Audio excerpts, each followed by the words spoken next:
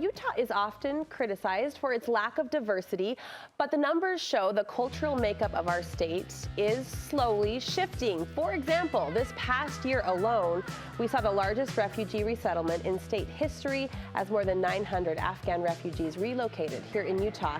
And my next guest encourages us to look for, lean into, and celebrate the growing diversity around us.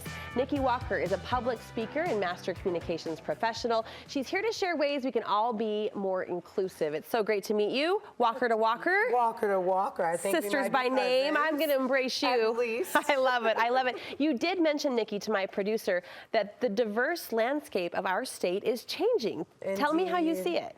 Indeed. I've been here for 5 years. And in the last 5 years in Lehigh, Utah County of all places, just anecdotally, you can see the changes in the supermarkets. You can see the changes in the streets. But there is data that suggests that Utah County is one of the fastest growing counties, and Washington County as well, two of the fastest growing counties in the country in terms of diversity. And so we need to bring in the equity and the inclusion to the diversity piece that's happening there. So while one piece is shifting, you like to see those other two puzzle pieces must happen. Match and meet it. Yes. Well, you have 6 specific ways we can lean into those themes and those important topics that you mentioned. The first is by exploring cultures through just local events out and about in the community. Yes, I think when I moved to Utah, people really had this idea that I was going to be bored and have nothing to do. They're like, oh, sorry, Nikki. They're like, why are you going there? Yeah. And I'm saying, I can't even keep my calendar together. There are so many events and so many cultural events that are happening. Right now, we are just in the middle, well, really in the beginning of Hispanic Heritage Month. And it's really amazing. Silicon Slopes, which is, Silicon Slopes is one of the industries here that is helping Utah really progress and move into spaces of diversity. They have a Latino chapter, and they are hosting an event on the 22nd in Silicon Slopes. Then there's Afro-Utah, the Afro-Utah Festival, which is in its multiple year. I don't know if it's the 3rd or the 4th year, but they'll be having an incredible in the city of Salt Lake this weekend on Saturday, and we're really excited to just explore different cultures, their tastes in terms of food, their music, their culture, just all of the things that have to do with culture are happening. And it might take a little, I don't even want to use the word courage because it's not that much of a stretch, but maybe a self-extension, like to do something or taste something or try something that I haven't done before. I will say it is courage. I will take you on courage. Courage is important when you are trying to diversify your life because we are really creatures of behavior, right? We know what we know and we do what we do. So expanding outside of that is sometimes really hard, and it does take some kind of a little bit of courage to say, I'm going to reach out to a person that doesn't look like me, doesn't talk like me, doesn't worship like me, doesn't work in the same circles that I do, but I want to understand what's happening with them. I'm going to step into that unfamiliarity, exactly, so to speak.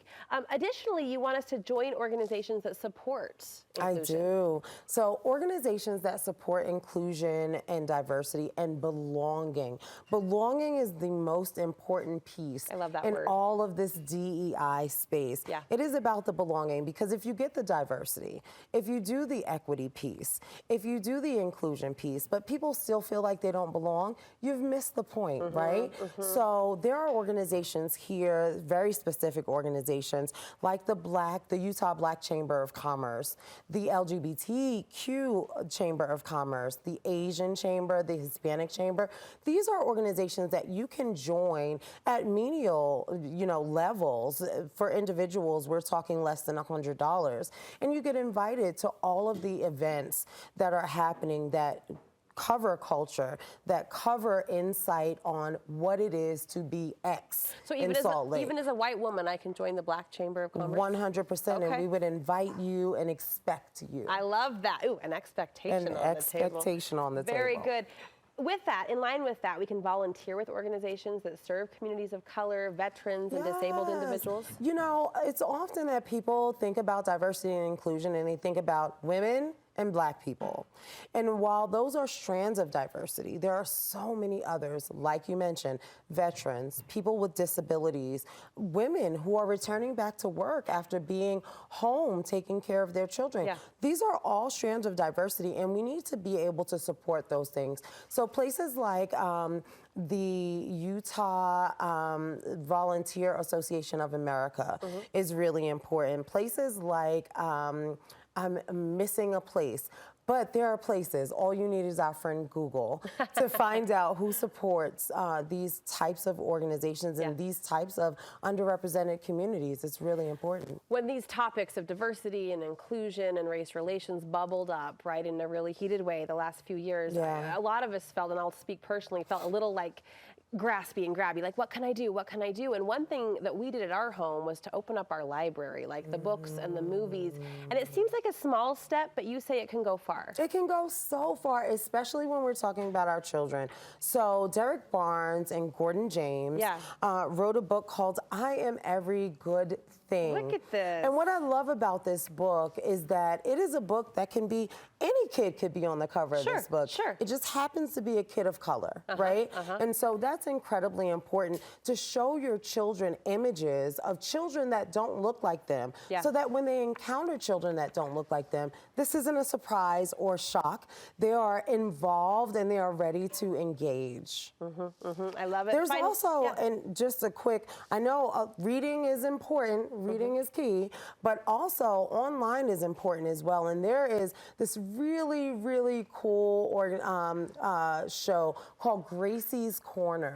And Gracie's Corner has been getting millions of views, and I just stumbled across it. And it is a family of PhDs who have a 7-year-old daughter, and this is a Black family.